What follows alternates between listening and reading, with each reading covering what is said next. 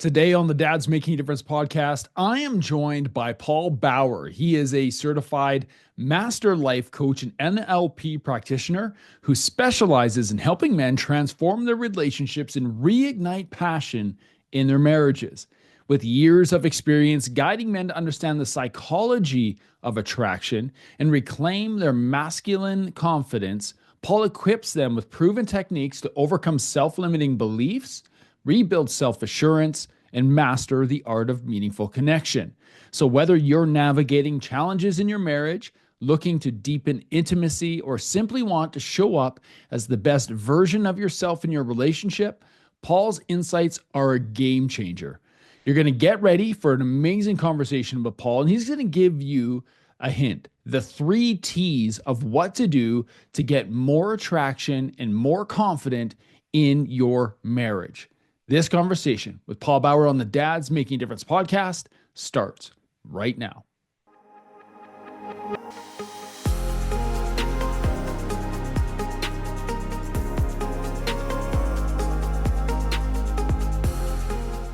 Paul, welcome to the Dad's Making a Difference podcast, brother. Great to see you today. Thanks for being here.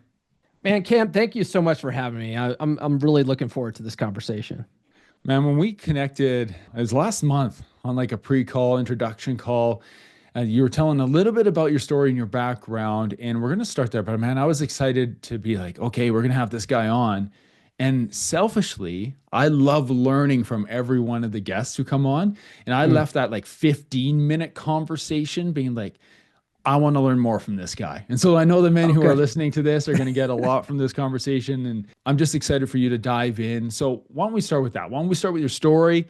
Yeah. Maybe a little bit about your story, leaning into perhaps a defining moment for you that transformed your life into doing the work centered around relationships and helping other men in theirs.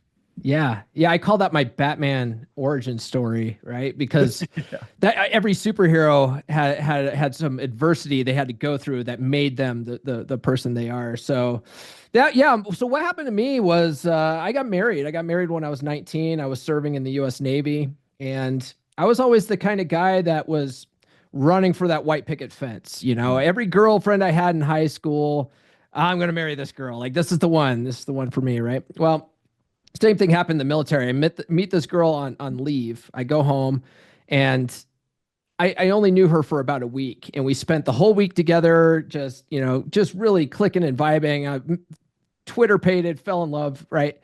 I moved back to San Diego, and then we had this long distance relationship for almost a year. And my philosophy now that I learned, I've learned this stuff, is long distance relationships really aren't the best. You really don't get to know people truly until you're in person with them. So you're basically glorified pen pals. Well, I didn't really know this girl very well. Yeah. And I invited her to come and live with me out in San Diego. And so she moved out with me, and we probably knew each other in person about 3 months worth before we eloped. And so I rushed into marriage with this girl. One of the big reasons why I did that was because, as a man, you're like, I'm a provider. I have to take care of the people I love and whatever, right? And I moved this girl out of her element, out of Colorado, moved her to San Diego, and she has no support system there. And I'm like, I have to take care of her. It's my responsibility. So the best way to do that when you're in the military is marry them and get them on the benefits and all that kind of stuff. So I did that. And then I was getting ready to go on a 3-month training exercise, come back for a month, and then be gone for a 6-month training exercise, or no, 6-month deployment in the Middle East. And so I basically knew this girl for 3 months, and then I was married to her, and then I was gone for most of the year, right? That was our first year of marriage. Yeah. Now, that would have killed most people's marriages. Luckily, she and I did stay together for 14 years. So that was nice. And then we did get 2 beautiful children out of it. But the thing is that relationship really went downhill about 7 years into that relationship. And that's where you hear the phrase 7-year itch, right? You get the 7-year itch, and our relationship started really going downhill. And then, so the last half of the marriage was miserable, man. We hated each other. Like, we would fight all the time. Nothing I did was right. It was just constant nagging. And I wasn't pulling my weight around the house. I was getting really lazy. I was doing a lot of stuff where I just didn't want to be around her, man. It was just such a grind to just be around her and have to deal with that energy. So I found myself working 17-hour days just so I didn't have to be home. And then when I got home, it was like, well, I had an exhausting day. I'm going to bed. Don't talk to her. And there was times where I just didn't want to sleep in the same room as her. So I'd go grab a cot out of the garage and go sleep in my office or something, just because I didn't want to be around her. Right. So it's just absolute misery. But I was always the kind of guy that was like, I'm never going to quit. I made vows. This is just how life is supposed to be. It's supposed to be terrible. You're supposed to have a couple of kids and then life just goes downhill. That's what happened to my parents, right? Mm-hmm. We all learn relationships from our parents. You know, that's how most of us understand relationships. Like, how did mom and dad do it? Oh, dad's a miserable workhorse. That's just life, right? Yep. So I thought that was normal. And out of nowhere, she filed for divorce. This was back in 2014. So I found myself fat. I was 50 pounds overweight because I was unhappy. I was coping a lot, drinking a lot of alcohol, eating a lot of stuff I shouldn't have been eating.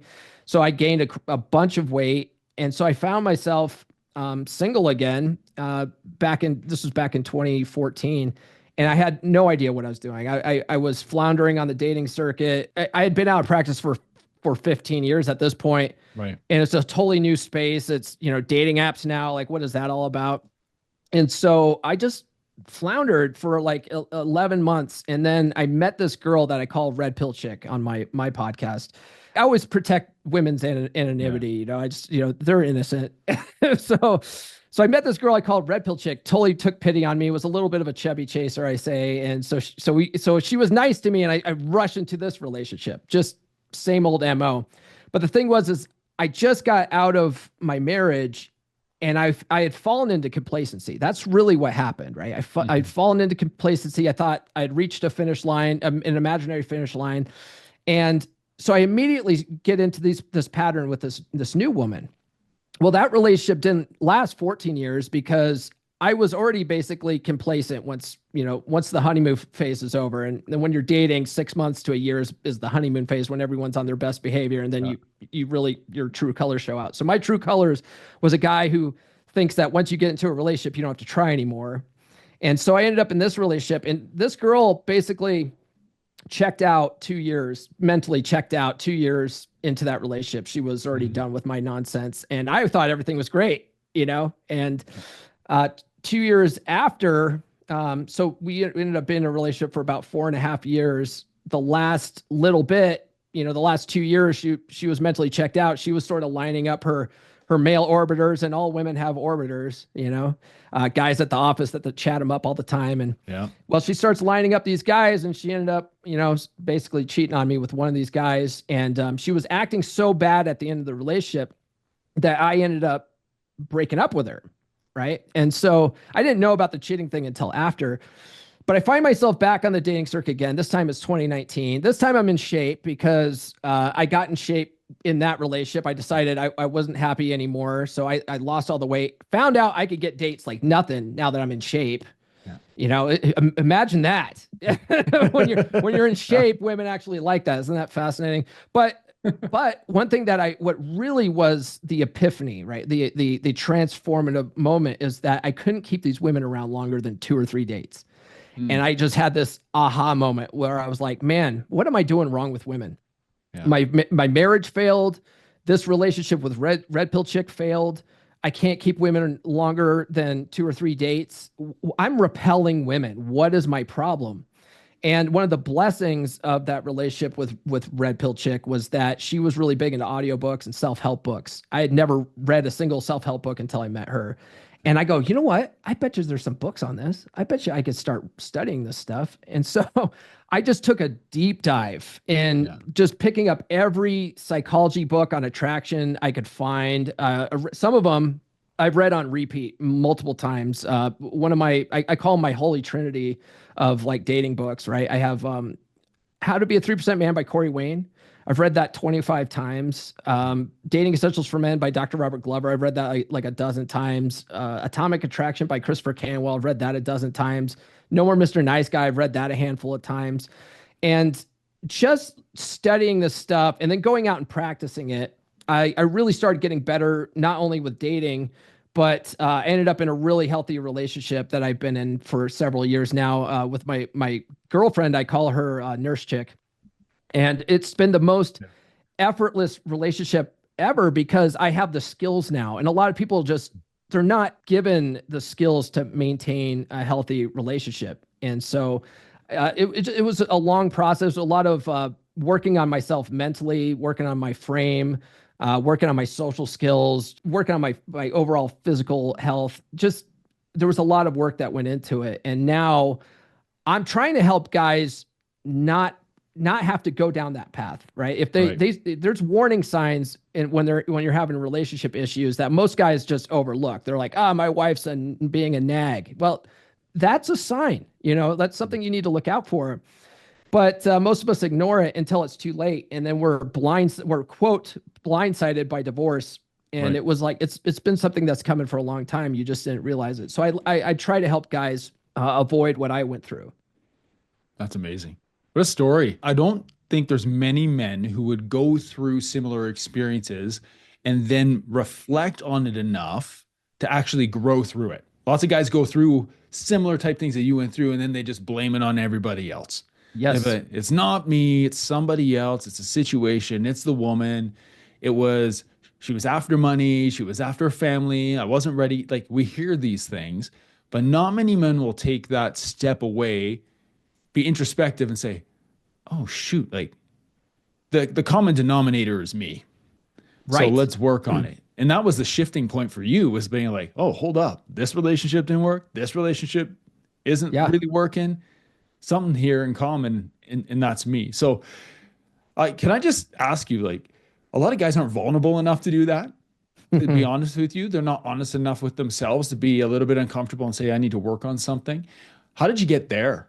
Because I have a lot of buddies with a military background who have like strong leadership, communication, like go get it. Like they're really into it, but they're not really the personality to be like, oh, hold up, I need to work on this. Yeah.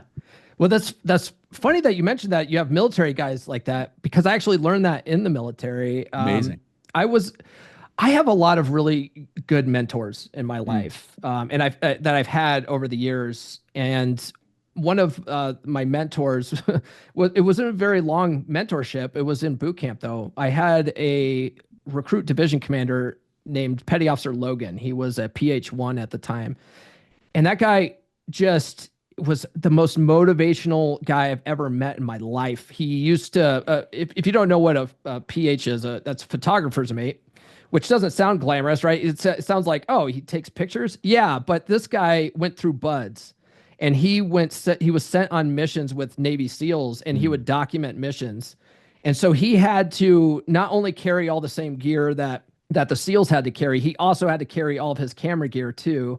And he was a mountain of a man. Like, this guy was like 6'5", just like 250, just pure muscle, just, jacked as the day is long, right? So this guy, though, his biggest thing was accountability. Hold yourself accountable. And I really resonated with that. He was always like, what can you do better? Like, you're the one messing up, and then also a part of this self-help journey was I read Jocko Willink's book, Extreme Ownership. Yeah. And the thing was, when I was listening to Extreme Ownership, all I could think about was Petty Officer Logan, just in my ear. One time he had this kid. I say kid because like I'm old now, but we were all like 18. We were all kids. So he had this guy in a push-up position. And so what they would do is they would say drop, right? And so you drop and get in a push-up position. Yeah. And you weren't allowed to start doing push-ups until they told you to. So they would say down, up, right? So they go down. So or they say drop and you get there. And we had to sign something. I can't remember what it was. Some kind of agreement, some kind of like promise. I don't remember, but I just remember we had to sign something. And this kid was screwing up somehow. So Petty Officer Logan told him to drop. And he goes, now take your piece of paper and the pencil and sign your name while in the push-up position. And this kid couldn't do it. He was like, he'd pick up the pencil and fall over. He kept falling over, And he's like, what is your major malfunction, recruit? Right? He's like yelling at this guy. And the guy's like, I can't do it, Petty Officer. It's impossible. And so Petty Officer Logan gets down on the floor in a push-up position. And he looks the guy dead in the eye and he goes, I will never ask you to do something I'm not willing to do myself. Grabs the pencil, scribbles it on the paper, shows him how to do it.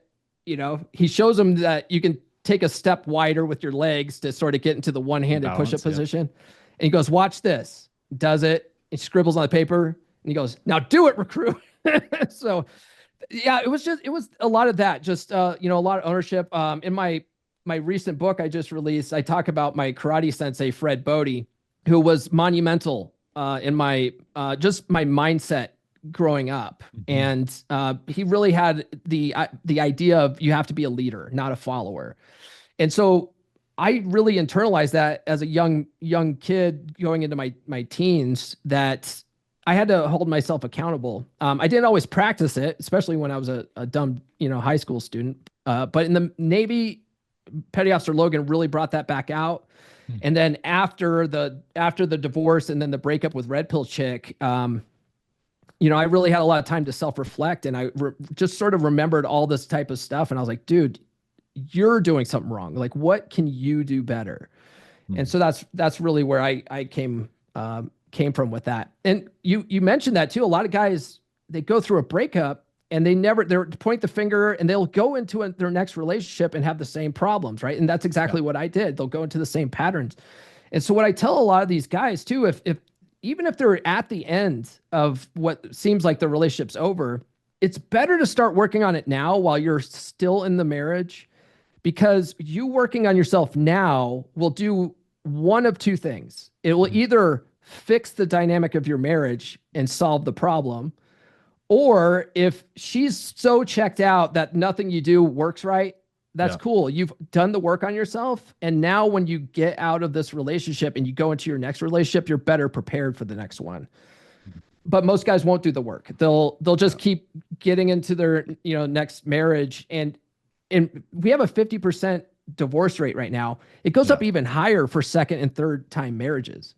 There's a reason for that, It's because people never do the work on themselves. Yeah. You mentioned a couple of things that I want to just circle back to: accountability, ownership, this idea of, also you talk about your petty officer, this mentorship, this guide in your life. This experience clearly shaped how you lead, right? Probably in multiple areas of your life, but it's also shaped your work when you reframe it into how do we lead in relationships? How do we lead? And we'll get to the attraction piece. Why do you think personal leadership, taking ownership and action, has impacted your relationships in a positive way and shifted kind of that trajectory of where you're going? Well, here's the thing, especially with leadership when it comes to romantic relationships, is there's a natural dynamic between men and women of masculine and feminine energies, right? It almost sounds cliche when you talk about it, but it's real. It's a real thing. There's this natural polarity that takes place when men and women get together. And men and women are fundamentally different, but those differences are meant to complement each other in a specific way. And a part of that masculine presence is being a leader, taking the leadership role, taking ownership, and leading the direction of the relationship.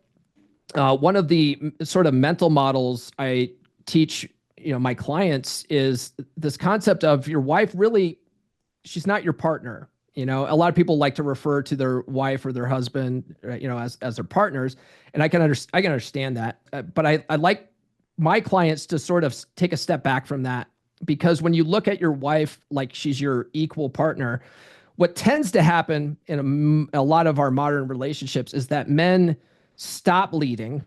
They want to make sure they get their wife's buy-in on everything. They they can't be decisive, and they take everything to her, and they want to make her happy. They don't want to make a bad decision and make her upset, so now they're walking on eggshells. Well, that dynamic, you're now making her the leader. You're making her the decider. And most women don't want that role. If they're really honest with themselves, they don't want that role. They want you to set the tone. They want you to lead. They want you to be the decisive person in the relationship. And so what I say is a more healthy mental model to look at your relationship is more like, I like to use the Navy, is more a captain, executive officer dynamic, where they're both leadership roles, but the captain is overall in charge of the ship. He's overall responsible for the mission of the ship. The executive officer is there to support the captain and his mission. But your executive officer is a smart person. They didn't become an executive officer because they're dumb, right? So a good captain is going to take his executive officer's counsel under advisement. If she has a good idea, there's no reason not to go with her idea, right? But it's ultimately up to you. And I love using the what do you want to eat for dinner tonight debate as the perfect analogy for this. Because how many guys do you know where like get into the argument with the wife, like, hey, what do you want to eat, honey? And then she's like, I don't know. Yeah, because women you never know what they want to eat for dinner. They don't even know what they want to wear half the time, bless their hearts. But most guys are like, well, I don't want to pick the wrong place and have her mad at me, because all these guys are always afraid of making her upset somehow. But if you set the tone and lead, that actually will make her happy. So instead of saying, what do you want to eat for dinner tonight, honey? If you just make a decision and pick a place and just say, you know what, honey, I was thinking about going to Chili's tonight. Grab your shoes. Yeah. You know, most guys are afraid to do something like that. And most of them are like, well, I don't care where I eat either. Well, perfect. If you don't care, then it doesn't matter what place you pick. So pick a place, be the man, and just say, hey, we're doing this. Make a plan, right? And what you'll find is that 9 times out of 10, your wife is going to go, oh, okay, sounds good. And she'll go grab her shoes. You won't even get an argument out of her. Yeah. And she's just going to relax into her feminine now that you're actually the one making the plan. She's going to go, oh, this is so wonderful. I don't even have to think about it. Oh, I can just show up looking hot, right? Yeah. That's all I ever wanted to do. And so, but if you ever run into an issue where your wife goes, I don't like Chili's. I don't really like that place.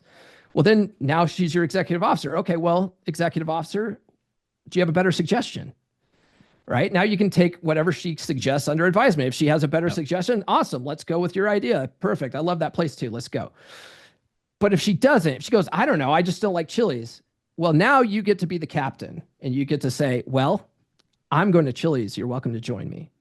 But I'll tell you what, Cam, ever since I started doing that, I've never had that second part. It's always been, okay, yeah, sounds good. Yeah. But one thing I'll tell you, my girl, nurse chick, she knows me. She knows exactly what I'm doing. She knows that I'm going to pick a place. So if she really wants a place, she picks a place. She won't even ask me. She's like, hey, I was thinking about going to this place tonight. What do you think? And I'm like, love it. Let's go. Let's go. Let's do it. So she and I have never had the what do you want to eat for dinner debate, because I am actively in the awareness and mindset of I better pick a place. It's my job. And so we just have, once I've trained myself with that, it's an easy concept to get down, and then you can apply it in lots of different areas of your relationship. Yeah, I love it. Like you just mentioned, certain level of awareness and mindset through that communication process you just had. But it's more than communication. That takes a certain level of confidence for a man to show up with that masculine energy. For guys who are listening to this right now, who might feel stuck or they're struggling with like that level of masculine confidence in their relationship, what are some first steps that they can take to reestablish that masculine presence in a way that they know they're showing up as a leader in a way that's going to benefit that relationship and make them more attractive to their spouse or their partner? Yeah. Awesome that you mentioned the confidence, because confidence is one of the number one things that women find attractive in men. And Dr. Robert Glover, I call him a mentor too, because I've read all of his books, and I actually interviewed him on my podcast one time too. But one of the things I learned from Dating Essentials for Men, which is one of those books that I read on repeat, is he really talks about setting the tone and taking the lead in that. And what he says is that by doing that, you're exactly right. It is a very bold and confident move to just tell women what to do and sort of have a plan and stuff.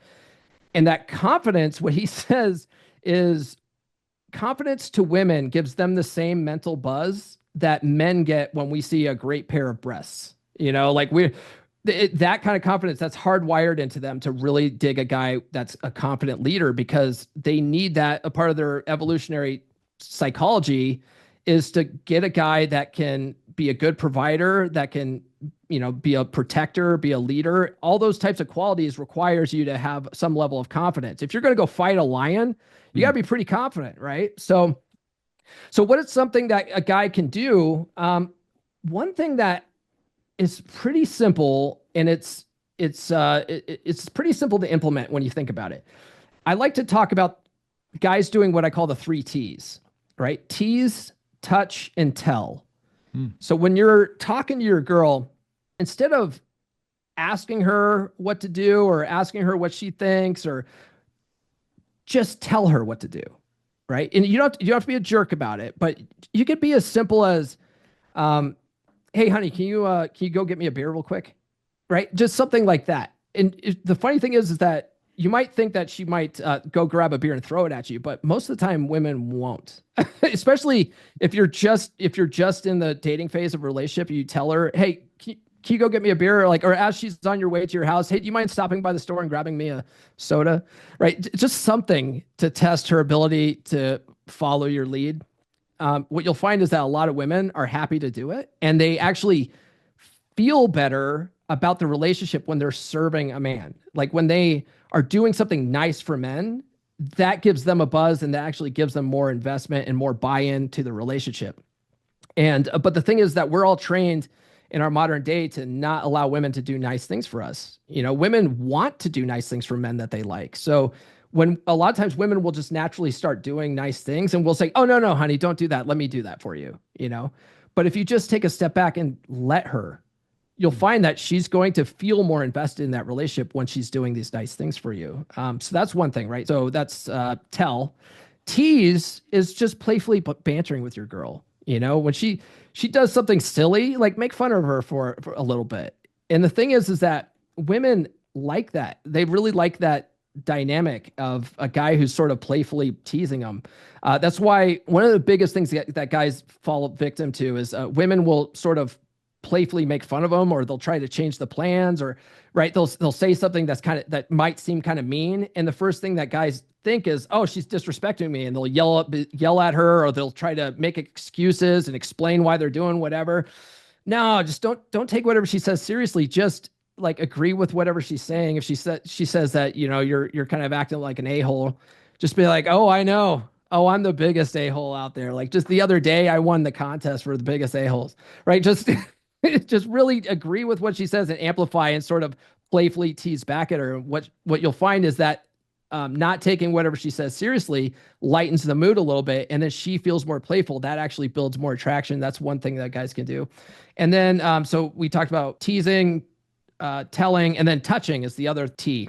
Just touching your girl, breaking that touch barrier, right? And I'm not talking in a sexual way. I'm talking like, when you're open a door for her, grab her lower back and sort of, escort her through the doorway, right? Maybe grab her, hold hands with her. If you're sitting next to her on the couch, like put your hand on her leg or something, something that breaks that touch barrier. That is what we call kino escalation.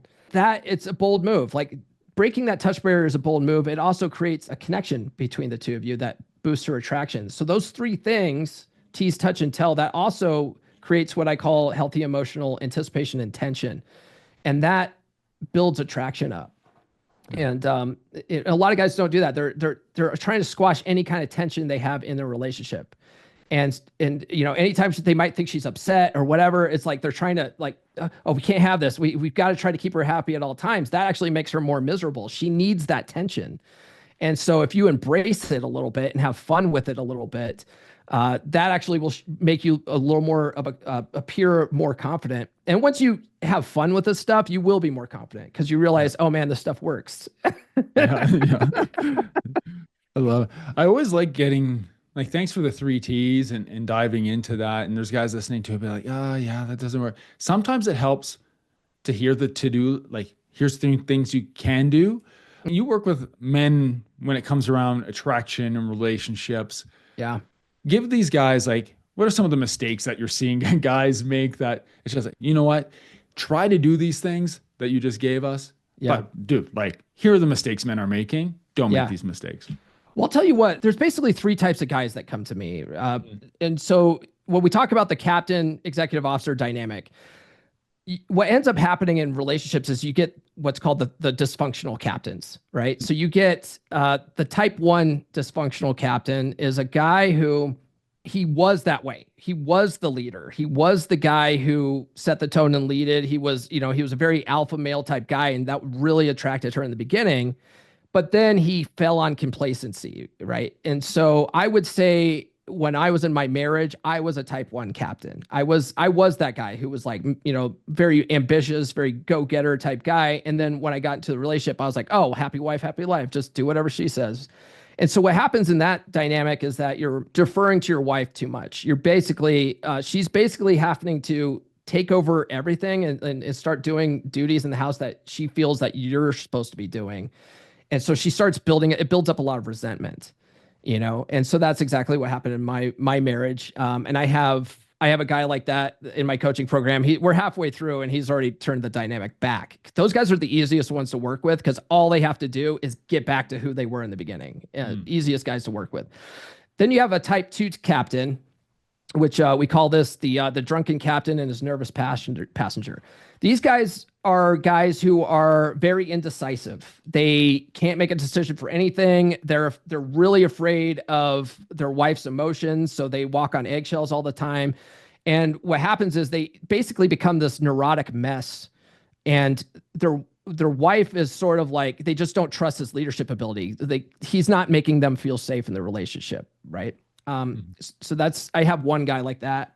and then the rest of my clients, they're what I call a type 3 captain, which is the captain and her husband. And that's where the guy has gone so far into complacency that he has just turned over the reins of his entire life to his wife. She runs everything for him. And the thing is that they think that, oh yeah, you know, she's the boss, right? Oh, she's the boss. That's very, very prevalent in our society right now. Like a lot of guys refer to their wife as the boss. And the thing is that their wife never wanted to be the boss. And so there's a lot of resentment there. Right. And so that's what I would say. You don't want to let yourself get into that place. And if you've gotten into that place, there's various things to do to turn that dynamic around. But a lot of that takes time, especially if you've gotten to a place where I have a couple of clients. Well, I have one client like this who he's a type 3 captain, and he's allowed it to get to a point where now his wife doesn't even really want to talk to him. She's basically checked out emotionally. So that's the worst place to be in, right? If your wife is yelling at you and stuff, at least she's feeling something. That's good. Like women are emotional creatures. They need to be feeling. So if she's at a place where she's just got utter apathy and she's not feeling anything, she's just completely indifferent to you, that's bad, right? And so if you're at that place, you've got to, you have to start re-engaging her slowly. It's going to take some time to really build up that trust again. One of the things I had him do, I challenged him to do this. He said, yeah, anytime she talks to me, it's always short and it's very logistic. It's just about the kids. And then she moves on and doesn't talk to me. I said, okay, she's fallen into a pattern where she's just, this is, very robotic. And I go, so what you can introduce is what we call a pattern interrupt. And I go, the next time she comes up to you and she's very robotic, just talk about the kids. I go, playfully poke her in the stomach. Just in the middle of her talking about, hey, you need to go pick up Timmy from the store. Just go boop and poke her in the stomach. And she'll go, what? Like, what are you doing? Right. So she'll either get mad at that or she'll think it's funny. Right. But either way, she's feeling something now because you've interrupted that pattern. Now you can start re-engaging her again. Right. It's like an NLP type trick. Right. So you get her to break this pattern. Now you can engage with her again. You can even just be playful. And I said, just be playful with that and go, oh, I don't know. Just what were you saying again? Yeah. And then, but now you've got a playful smirk on your face and you're, even if she's mad, just have this playful smirk on your face. Right. And, so I haven't heard back on that yet. So the jury's still out, but I know it works. I know this works. So, because I've done this myself with other people, but yeah, it's just little things like that, right? You don't ever want to allow your wife to get to a place where she just doesn't have any feelings for you anymore. Because that's the kiss of death. That's like, she's on her way out. She's on her way out, man. There's a lot of warning signs that a lot of guys just don't recognize. If your wife is no longer sleeping with you, like the dead bedroom situation. That's really what I deal with. And if your wife hasn't done that in months or even years, one of my clients, his wife didn't sleep with him for 13 years. Oh, wow. But he was able to turn that around. His wife and him have the best relationship they've ever had. Even before when they first got together, he's like, it's fire now. He's like, she sends me dirty text messages and stuff. And I was like, that's my man right there. Right. But you can turn this stuff around. It does take a little bit of effort and patience. And the big thing that I would say not to do, because a lot of guys, what they're trying to do, if they do this at all, right? Most guys, when they first come to me, they're like, I want her to change. I want her to fix all this, right? Because they're not the problem, right? Right, Cam? Yeah. They're not the problem. Yeah, yeah. So they want her to change. What I have to get them to understand is you can't change other people. You can only change yourself. So I tell them that if you start working on this stuff, 99% of the time she's going to come around and start making positive changes. I go, but you can't go into it doing this in order to get a change out of her, because what that ends up being is a covert contract, which is you're expecting something out of her. And then when it doesn't happen, that builds resentment. Mm-hmm. I go, so she can't be your focus. You be your focus. You be the best possible version of yourself. And she either gets on board or she doesn't. Right. Yeah. But that can't be your focus. But the thing is that magically she'll get back on board. I love it. That's good, man. I love you. Just so much to unpack, but I'm curious, you're helping men in this. And I want to ask, we're going to come to it in a moment, because I want to ask you about your book and your podcast, because I think that has a big piece to do here. And you mentioned your book briefly before. Yeah. But you were just talking about, working with these guys through something where they're learning new skills, they're implementing new tactics and these practices to reprogram their relationship. I'm curious for you. I hope it's all right for me asking, what's an area that you're diving into? Maybe something that you're working on personally, an area of growth that you're excited about or diving into right now. Oh yeah. So I believe in coaching. I really do. And I just hired myself a coach back in October. I started working with my coach Nikki and my coach Mark back in October. And those guys, they're helping me with my business. So that's really what I'm working on right now. But the thing is that I didn't realize how much self-limiting beliefs I had just in the business of coaching men.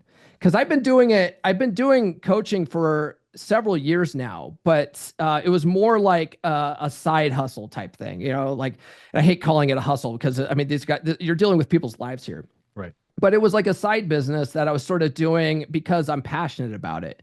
And when I actually met Nikki like 2 years ago. And Nikki was on the podcast a couple of years ago, and we just kept in contact. And I'm a big law of attraction guy, and so I noticed is that I've sort of attracted everybody into my life that I need in order for my growth. And so Nikki popped up on my radar again. He's sort of been on the radar, sort of. I'd see him on social media a lot, but I happened to notice that he just won a fitness competition, and he's like almost 60 years old or something like that. He won a fitness competition. Thing is, my girlfriend's a fitness competitor. And so I see this and I see that he's got this medal and he's at a fitness show. And I was like, oh, so I reached out to him. I go, man, congratulations. That's amazing. I can't believe you did that. That's really great. And so he's like, oh, hey, what are you up to again? Like, we need to catch up. And so we start talking about my business and stuff. And he's like, dude, let me help you, man. Please, can I do this for you? So so we start working together. I ended up hiring him full time, and him and then his business partners, a guy named Mark von Musser, just brilliant guys. They have done so much just to highlight my own self-limiting beliefs when it comes to business. Mm-hmm. And one of the things that they have me do is on a daily basis, I do this journaling exercise that they challenged me to do like weeks ago. And I've just been doing it daily. It's the first thing I do. I get up in the morning, I grab a cup of coffee, I sit down with my journal. And one of the things I do is I come up with 100 reasons why my business is going to help men, and really just getting in alignment with that at a subconscious level. And so just sitting down, writing out the reasons why every morning has just changed the game for me. And then I also spend another 10 minutes after I come, like I fill up a page with my reasons. And then I do another page where I just sort of visualize my life in the future, exactly how I want it to be. And I just write out a story as if I'm already living in it, you know? And that's something like, which is so funny because I'm an NLP practitioner, and like I know all this stuff, but just having a coach, someone there that says challenges you to do something like, hey, I dare you to do this.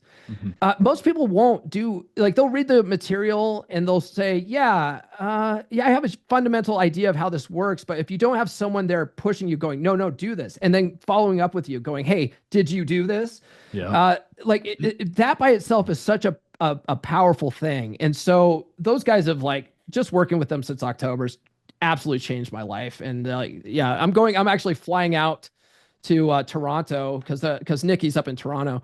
I'm going to fly out to Toronto here in April because he's got some kind of immersion event up there that he talked me into.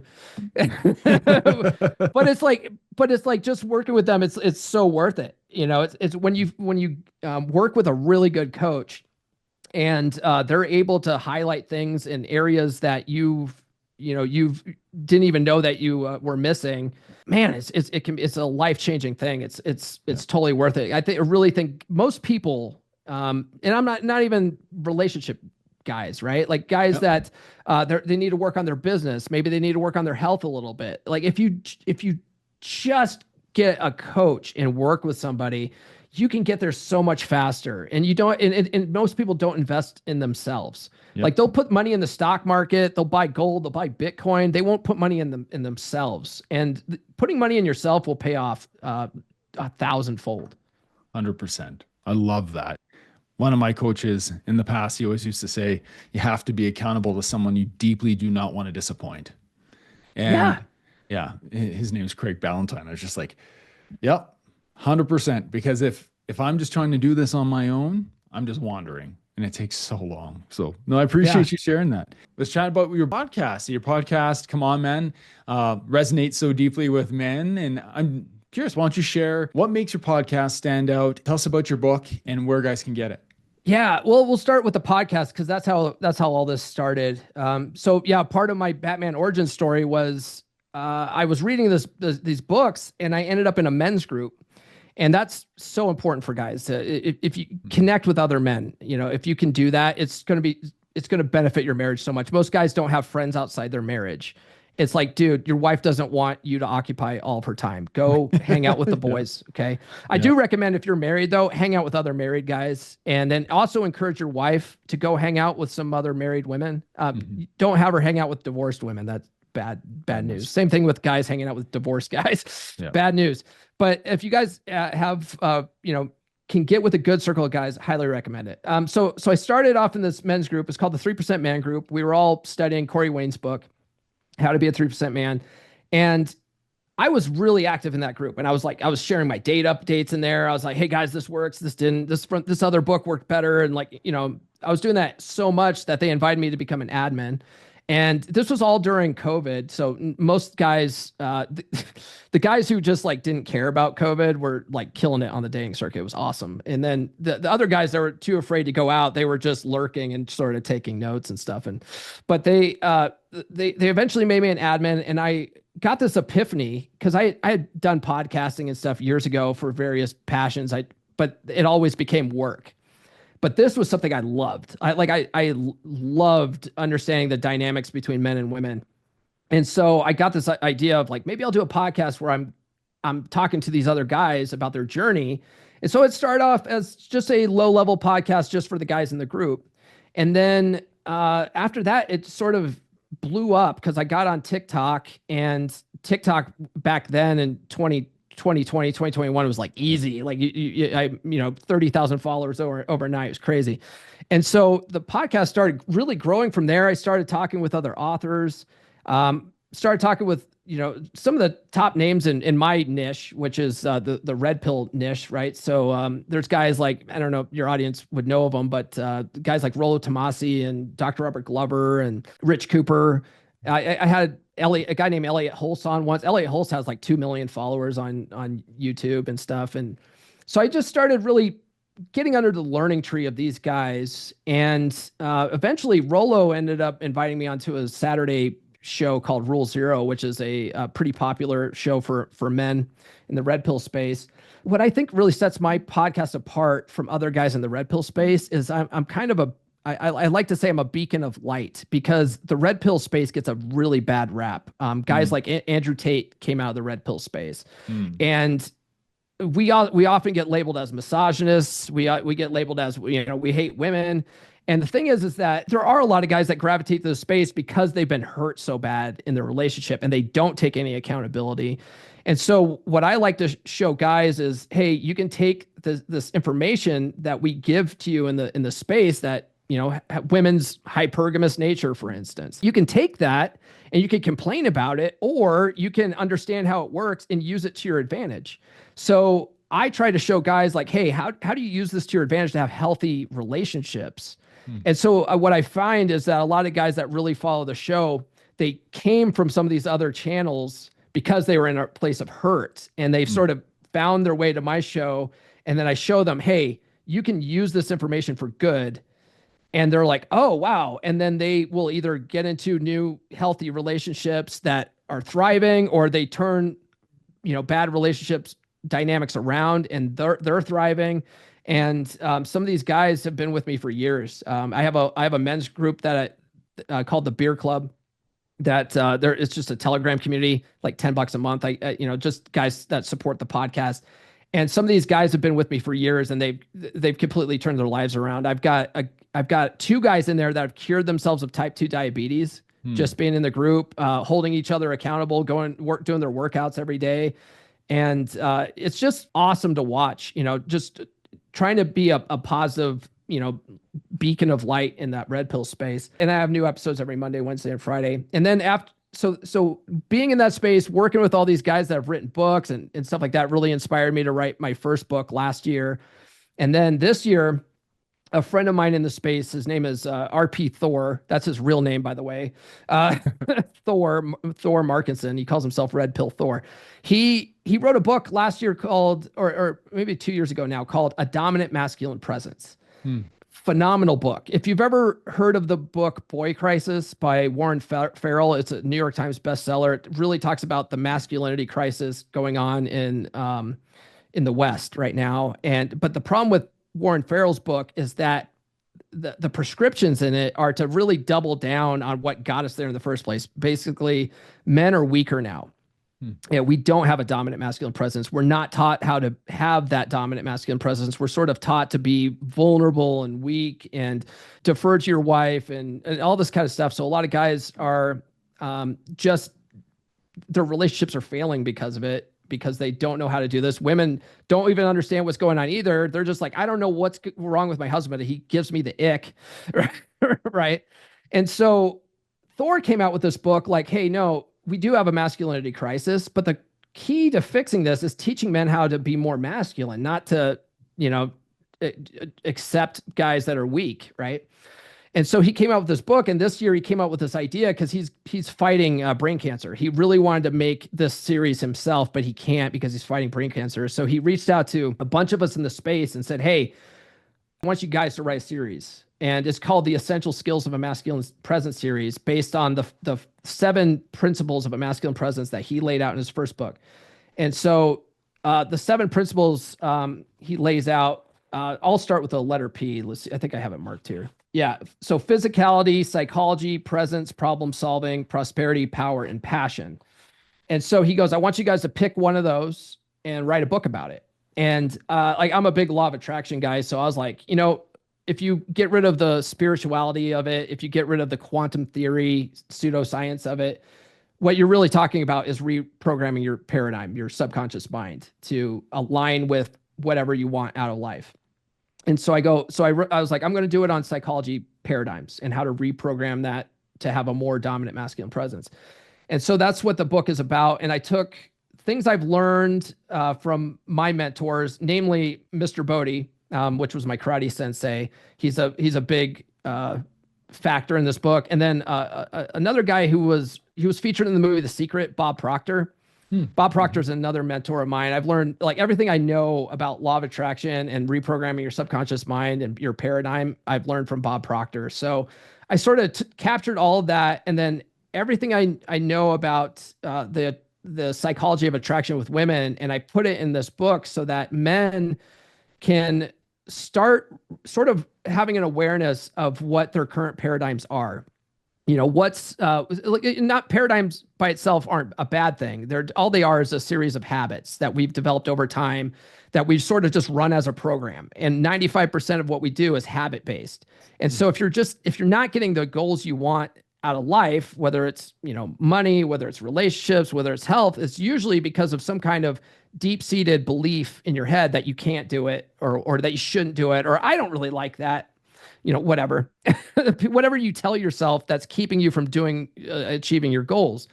So I want guys to sort of go through this book and identify those things and then see how they can reframe that and start rewiring that. And what I invite guys to do is listen to this book 10 to 15 times, because if you listen to a good book on repeats, the thing is that we only retain about 10% of the information we read or listen to. So if you listen to it at least 10 times, you are more likely to get 100% of the information, for one. But two, that repetition by itself will start reprogramming that paradigm for you.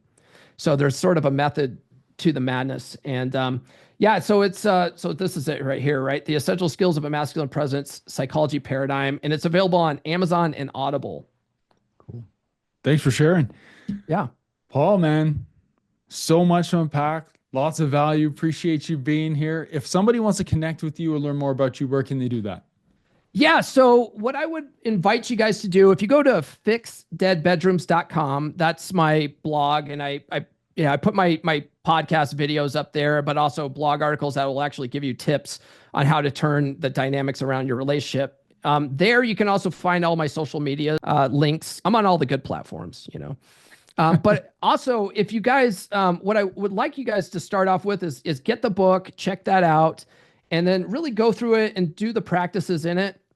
And then if you are, you know, if you're in a position of, you know, one of these guys I talked about where you're having the relationship issues, maybe even a dead bedroom issue, then if you go to fixdeadbedrooms.com, there's a link at the top where you can book a free call with me. Cool. So I'd strongly invite you guys to do that. Excellent. Well, Paul, thank you. Appreciate you. Enjoyed our conversation. Oh, I had so much fun, Cam. Thank you so much for having me on.